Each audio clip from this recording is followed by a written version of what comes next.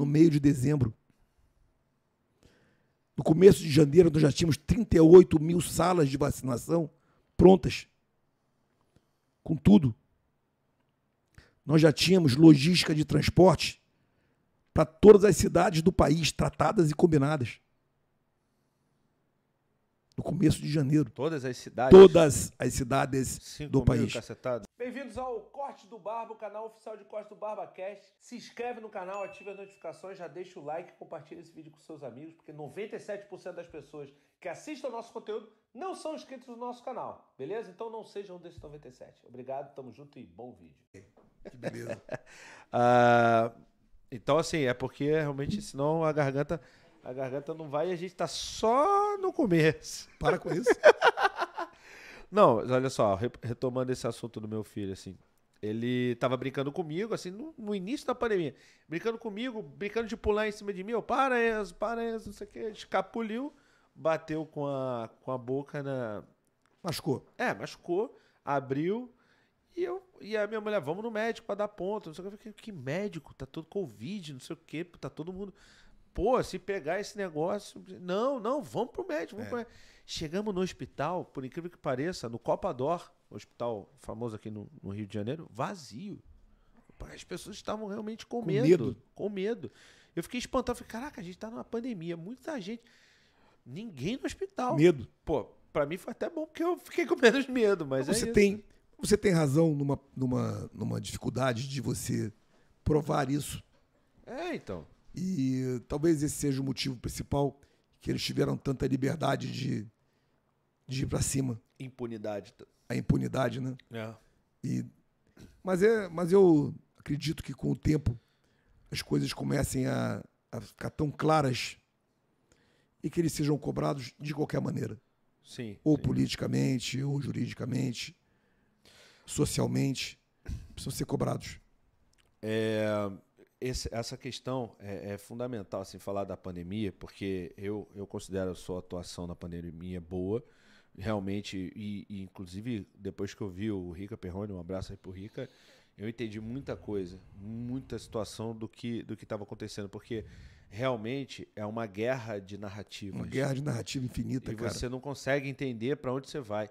E na minha visão, o grande assassino nessa história é essa questão da narrativa, de você não ter... Você não sabe qual informação é a verdade, você não sabe para onde você vai. E as pessoas ficaram batendo cabeça. Por exemplo, eu tive, e eu nem sabia que era... Porque eu tive logo no começo. E eu nem sabia que eu tive, porque eu não tive nada, eu só pedi olfato e paladar e mais nada. Isso não era relatado como um sintoma da doença. Então eu nem me liguei, mas só que como eu sou alérgico, então às vezes eu perco, né, o fato paladar porque o nariz está entupido. Então, assim, eu fui descobrir, tipo, 1 ano depois quase que eu tinha tido, fazendo o teste. Irmão, e quantas outras pessoas também foram assim? Milhares. Então. Mas a pessoa tá falando, 650 mil mortos não é uma narrativa. Não, a gente não tá... Eu acho que ninguém aqui tá falando... Que não morreram pessoas. Que não morreram e Pelo que amor de não Deus. lamentam. Tô dizendo que talvez desses 650 muitas vidas poderiam ter sido salvas se não tivessem criado narrativas políticas. Exatamente. Quanto ao tratamento das pessoas. Foi uma questão muito politizada. E aí muita gente acusa o presidente de falta de humanidade, quando na verdade também faltou humanidade a quem só usou isso para se beneficiar politicamente, né? É exatamente isso. Então eu acho que é por aí. Independente de você, da tua preferência política, a gente precisa parar para analisar isso. Barba, deixa eu falar uma coisa para você. Nós salvamos milhares de brasileiros. Milhões de brasileiros. Salvamos, cara. Nós estruturamos todos os hospitais, os estados, os municípios. Você não vê uma prefeitura, um estado reclamando. Ninguém reclamou das ações do Ministério. Ninguém reclamou, porque todos foram atendidos em tudo que pediram. Em tudo que pediram. A custo zero. Além de tudo que nós demos de material e estrutura, nós demos recursos infindáveis para eles se estruturarem e fazerem o combate à pandemia. recursos extra-orçamentários que foram usados para pagar pessoal e contas atrasadas também, para botar o município em dia. Necessário ter gás para a coisa funcionar. Claro. Né? Então, essa é a primeira coisa. Se trabalhou 24 horas por dia para salvar as pessoas. Quando em dezembro nós tínhamos um plano de vacinação nacional publicado e aprovado, isso não foi feito por partido político. Foram 2, 3 meses de trabalho para chegar num plano real, um plano operacional, detalhando tudo, lançado no meio de dezembro. No começo de janeiro, nós já tínhamos 38 mil salas de vacinação prontas, com tudo. Nós já tínhamos logística de transporte para todas as cidades do país, tratadas e combinadas. No começo de janeiro. Todas as cidades? Todas as cidades do país. 5.070? Num grande projeto do governo do Estado Federal, estadual e municipal. Isso é logística, né? Isso é logística. Pura. Tudo estava pronto em janeiro. Sim. No mesmo dia que a Anvisa autoriza o uso da Coronavac e da AstraZeneca, em 24 horas, 6 milhões de doses de vacinas foram distribuídas para todos os estados simultaneamente. No mesmo dia, em 24 horas. Começou a vacinar o quê? Em 48? 24 horas. Em 24 já começou a vacinar? É. Distribuída e vacinada. É. Então. Uhum. No mesmo dia. 2 dias depois, mais 2 milhões de doses. Simultaneamente. É preciso acabar com essa babaquice inventada. Entendeu? A estrutura que foi montada no Ministério da Saúde. O trabalho do governo federal salvou milhões de pessoas. E é reconhecido como um trabalho campeão por quem tem que reconhecer que são os nossos estados e municípios que recebem o material.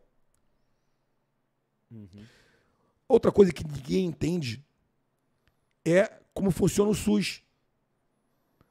O SUS funciona tripartite em Brasília.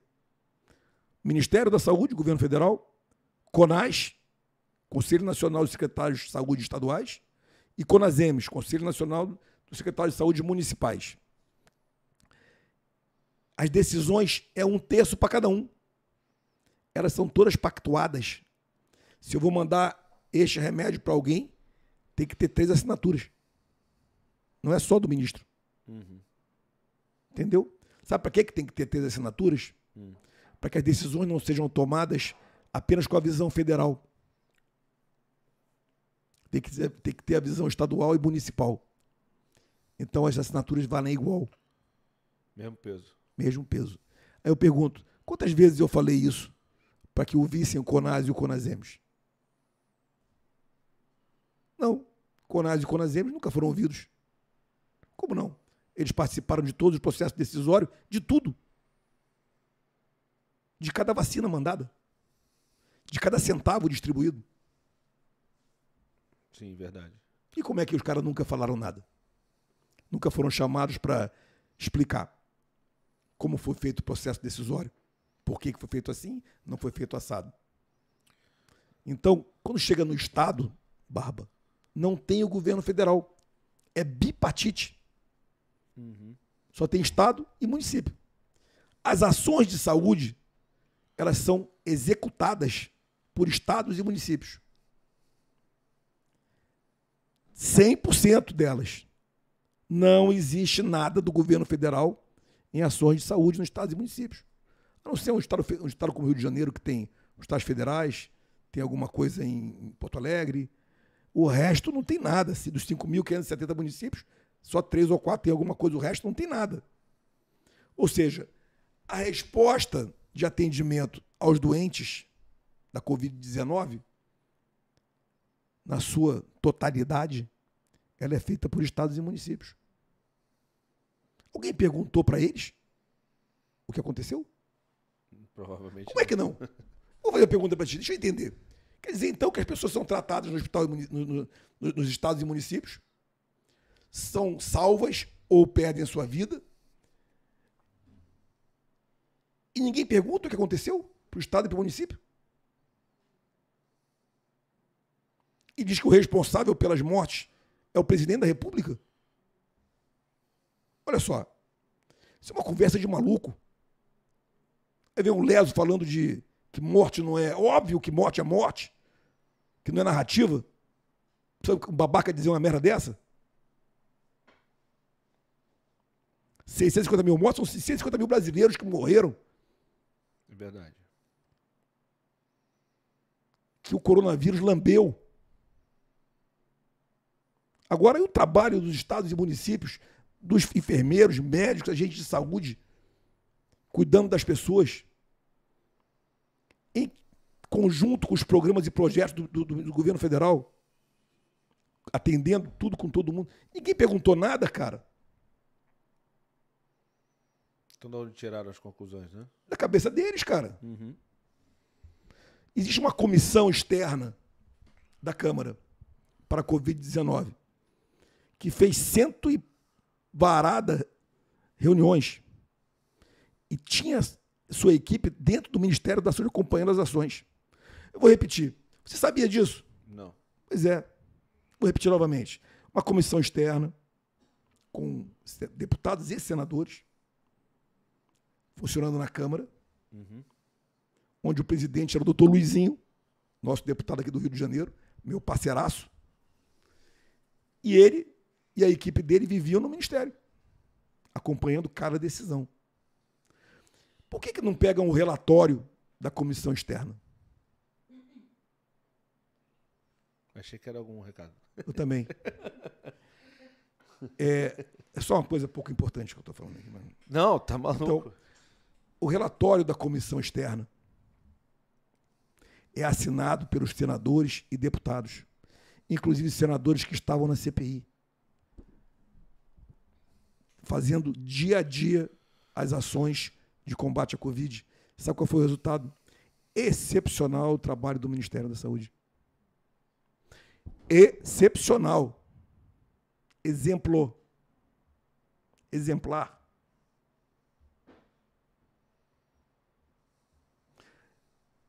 É só um trabalho dos congressistas no dia a dia do combate à Covid. Não foram ouvidos, não foram lidos, não se ouviu os clientes, que são os estados e municípios, e aí acusam o presidente da República pelas mortes. Isso é uma loucura, cara, para não usar outra palavra. Isso é uma covardia, cara, política. E aí, para dizer que o presidente é o culpado, proíbe as pessoas de se tratarem, inibem os médicos de tratar as pessoas, conseguem leis, conseguem documentos jurídicos proibindo A de falar, B de dizer. Isso é uma loucura, cara. É. Realmente, essa questão da politização da questão do Covid foi absurdo. Absurdo. Eu sempre pensei dessa forma. Eu acho que era uma questão médica e logística, como você mesmo falou, e não uma questão política em nenhuma hipótese. Nenhuma matiz, nada. Ali, naqueles momentos, óbvio que a gente ainda, assim, o Covid ainda não passou, a gente ainda está sofrendo. Muito menos, mas ainda está. Pouquinho, mas ainda está. Ali deveria ter havido uma união de todo mundo. De todo mundo. E não aproveitar a ocasião para bater. Não. Bate depois, pô. Claro. Bate depois. Claro. Você não concorda? Bate depois. Não tinha nenhum estudo que dizia... Né? Quer dizer, não era isso. Tinham vários estudos que diziam várias coisas. Cada um dizia uma coisa. Cara. Então você precisava se agarrar em alguma coisa. E aí a sua resposta tinha que acompanhar alguma questão. Então, por exemplo, fique em casa. Por que fique em casa? Porque ajuda a não espalhar o vírus. Ok, é uma vertente. O fique em casa vai ferrar a economia. É outra vertente. Então vai trabalhar, mas toma cuidado. Usa álcool em gel, usa máscara e tudo mais. Então, assim, Não havia, na minha visão, postura errada. Havia posturas diferentes. No final das contas, está se provado aí que qualquer tipo de postura, a taxa de morte é a mesma. Praticamente a mesma. Pois é. E aí o que assusta, assim, são 560 mil mortos no Brasil, infelizmente. É muita gente, é mais de 500 mil. 500 ou 600? 650. Desculpa. É mais de 500 mil de pessoas. Mas se você for comparar isso com a quantidade de gente que teve o corona e saiu... Ninguém nem sabe quantos tem. E fora depois comparar isso com com a população, assim, é muita gente, mas percentualmente é um número pequeno. Percentualmente. Óbvio que cada vida é uma vida. Olha, é uma loucura. É. Mas isso aí o tempo vai arrumar. O tempo vai arrumar. Deixa eu te fazer uma pergunta. Calma aí, não sai do vídeo ainda não, que não acabou. Tem um recado pra você. Se você gostou desse vídeo, se inscreve no Corte do Barba, ativa as notificações e comenta o que você achou, além de se inscrever no BarbaCast, o nosso podcast, pra você assistir esse e outros vídeos, beleza? É nóis, tamo junto e eu fui.